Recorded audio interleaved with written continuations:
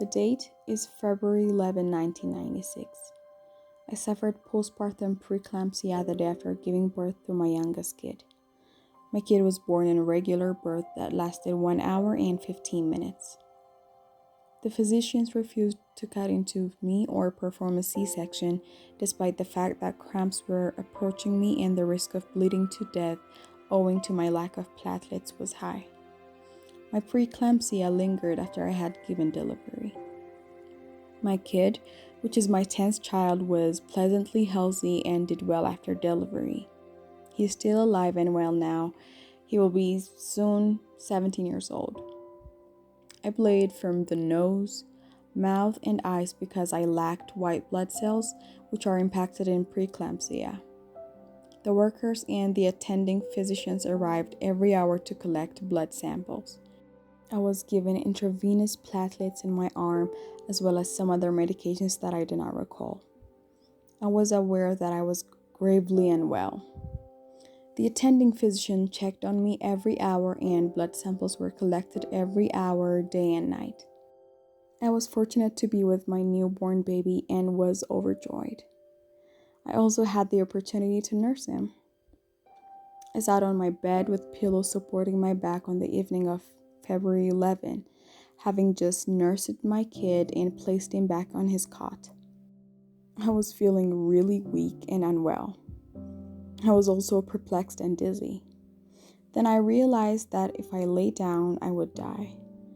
I just received that feeling in a peaceful way without drama, and I just took a note of it. I tried everything I could to stay seated, but I couldn't. So I laid down in the bed, fatigued and tired. Then I died, quietly and peacefully, by feeling and witnessing myself slipping out of my body, out of the back of my skull. Right after I floated in the air beneath the ceiling of the hospital room I was in, my body was still in bed, and my kid was asleep in his crib next to the bed. I died and drifted out of my body softly and quietly, as if it were the most natural thing in the world. I left the room after floating under the ceiling, leaving behind my body, the hospital ward, and the hospital where I had laid down with my newborn baby. I arrived to some wonderful, quiet, pleasant, and gentle darkness after leaving the hospital. It was quite pleasant, soft, and loving. Then I noticed a light in the distance. It became closer and closer as the soothing and loving darkness drew me in. Then I was encircled by this overworldly, loving, gorgeously radiant light. I met a glowingly gorgeous, extremely loving entity in that overpowering, beaming, loving light.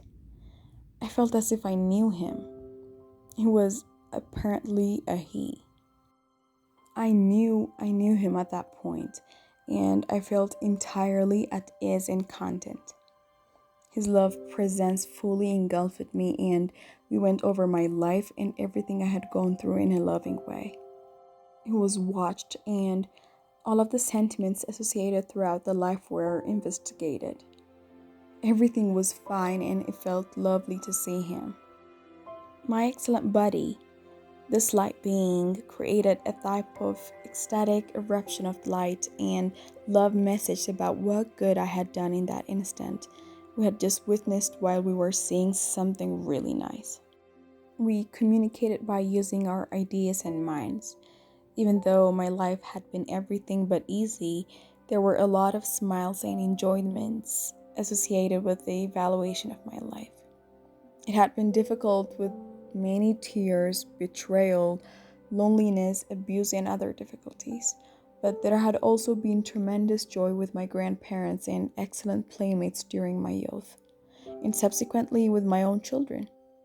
All circumstances were evaluated, and all that was excellent was highlighted and displayed. I could witness it with him and suffer it all without a single bad emotion, which is weird to think about later. During my near-death experience, practically nothing caused me to ponder or doubt anything. I did not think about any of these events I experienced it until far later when I reflected on them. I was informed what was really wonderful, which also included occasions when I had behaved with my heart without giving it any consideration, and this was highly highlighted. This is how I learned what is exceptionally good: to be and behave with love and from the heart, to be joyful and to treat people with as much as goodness and purity as possible, not to lie, but to stand alone and care for myself. I learned to be loyal to myself and my principles, to forgive without accepting negative behaviors from others, to let go and forgive, and to stay in joy. I also learned to live in the present moment as much as possible, to nourish myself and be my best friend, as well as to be a good friend to others. We all have our own road to learn and accept. Therefore, I try not to dwell on things, but to let them go even though it's difficult. I strive to approach the challenge and issues again when I have the strength to conquer them, to forgive myself and not push myself too much, and to feel myself more and not go beyond my own limitations and ideals, to be good and honor all living things. I discovered that that dying is incredibly beautiful and full of joy and love. The entire time, I felt incredibly awake and attentive. I was incredibly interested and observant, and my consciousness was overwordly much greater than it is in life. I had a 360-degree view of myself. Even without thinking about it, I was able to focus on what I wanted to do and keep it at close up. I was able to gaze up, down, forward, and behind me all at the same time. I felt more revitalized and invigorated than I have in a long time, certainly more than I do in everyday life. I had the impression that I could do anything. Not that I had given it any consideration, but I had no issues and never entertained any negative thoughts. I felt invigorated, enthusiastic, and inquisitive. I was completely immersed in the current moment. I did not feel or think about the agony. At the same time, I went through a life review with all of the feelings and experiences with this vivid and extremely loving creator that I just knew so well without understanding from whence, other than it had to be when I was in the hereafter, when I was physically dead. I was completely protected. Everything was clear and I could concentrate when I needed to. Color were more brilliant and crisp. My field of vision was 360 degrees. It was breathtaking, and the colors were out of this world. Throughout my near-death experience, I remained pleasant and relaxed. I had hearing loss in my life, but not in death, and I could hear far better than I ever had in my life. I had no problem hearing. The sounds were lovely and sweet. The talks I had with others were not audible, but rather through telepathy. I was overcome with emotions such as enormous pleasure, deep love, comfort, thankfulness, liberation, and the sense that everything is as it should be. Everything appears to be in order. I learned from that radiant creator, my loving buddy, that I was simply passing through here on the other side of death, and that I should return to life. I did not take this message in and did not pay attention to it because I was preoccupied with everything else that was going on. Everything I learned, everything that happened, and everything I felt in love and joy. My previous husband and I were warned that we could not go on together and that we would split later on, that we both had something else to do, and that I should look at divorce as a joyous thing for me since it would bring me joy and freedom. But it was not going to happen right away. I was taught that I should forgive my then husband for his behavior and attitude, and that I should carry on with my life despite the fact that he would badly hurt me. It was necessary for me to let him go. I was also informed that following that, I would have a lot of fun and start writing and publishing books about things I didn't know about. Then I was told that from then on, I would be working with something entirely different from what I had worked with up to then. In the future, I would have radically different ambitions that I have today. I was taught that I should take care of my health and myself, as well as treat my body well. If I were, I would be able to achieve goals I set for myself before entering this life, and it would bring me great joy to do so. There were also huge tasks ahead which I had set myself to accomplish in this life, and I should work on not letting them weigh me down, but rather taking them in stride and with joy, and forgiving myself if I did not go as rapidly as I wanted to. Working with these issues would provide me with immense insight, understanding, and peace of mind. I should remember to seek for help because I would get it, and it was critical for me to understand that it would take its time. It was told with humor. When I was unhappy, I should recall and learn to focus on the joy, to remember all the good that had happened in my life, so that my emotional wounds would heal. I should be looking forward to meeting a lot of wonderful individuals, excellent buddies, and souls. I would also find love between a man and a woman much later in life, and that would be the cherry on the top of the cake for both of us. Then there was a lot of empathetic lover. Right then and then, I was shown how he appears. He who would be my greatest love in the future, so that I would identify him on that day of in the future when I met him. The reason I was told this was to calm me down so that I could work on myself and the life I want to have, which I know will come one day with love. Following an assessment of my history and future, I went to a really beautiful and dynamic environment where I had the experience of walking with my active and radiant companion. All of the colors were so brilliant and lovely, as if everything was alive and bustling.